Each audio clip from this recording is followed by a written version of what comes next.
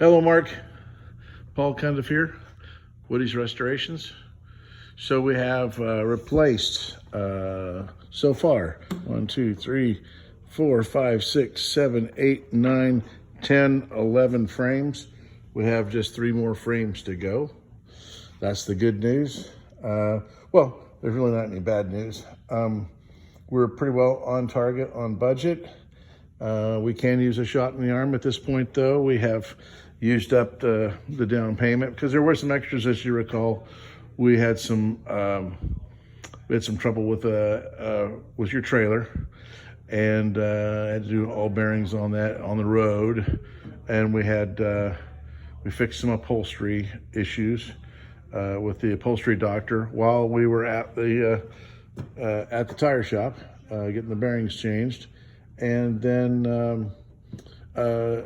the video I sent you recently about the stringer, the old stringer being completely rotted, well, not completely rotted out. It was a little over half rotted out. It was rotted out to about the middle of the boat. And so we found it far easier to replace the whole thing than to make a joint.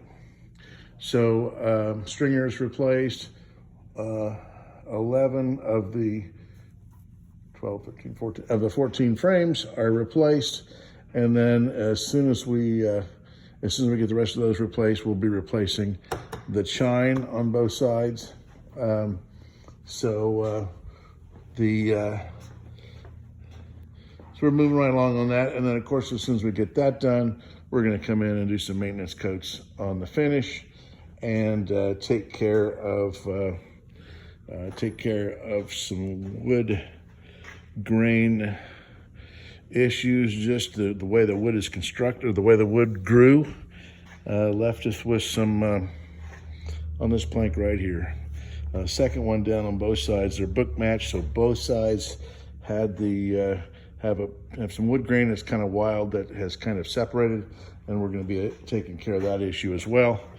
And I do need to check on the fuel gauge. The fuel gauge was getting recalibrated.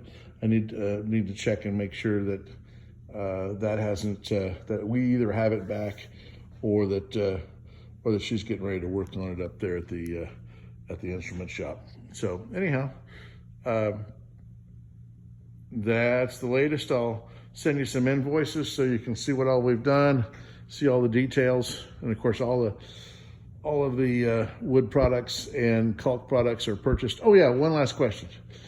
So originally, your boat had battens, and the battens ran in these notches, and they ran from end to end. And so, and your planks attached to the battens. And what I'm planning to do with this is to make this like a Chris-Craft bottom. So there would be a layer of 1/4-inch plywood.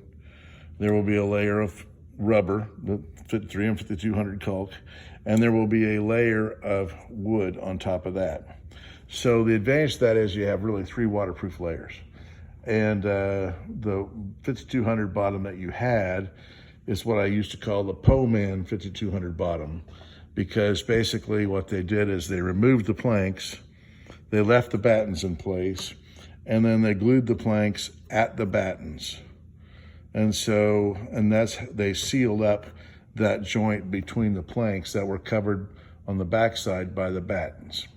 So you really only had 1/2 inch thickness of bottom. So as opposed to having a double bottom, and I can go back with the Poman method, but the labor I spend doing this, I can spend, instead of spending labor, we can spend on the plywood and give you a way better bottom than you had originally. And the Chris-Craft method of the bottom is what I'm proposing that we do. Instead of cutting out notches and giving you the same thing you had, I would give you an improved bottom. So I just want to make sure you're okay with that. And because if we were to have to cut the notches in and provide you with plywood, that would be an upcharge. But typically, when these are redone, they are done with the plywood layer and the plank layer. So up to you though. Let me know what you'd like to do, and I will send those invoices along, and we'll talk to you soon. Thank you.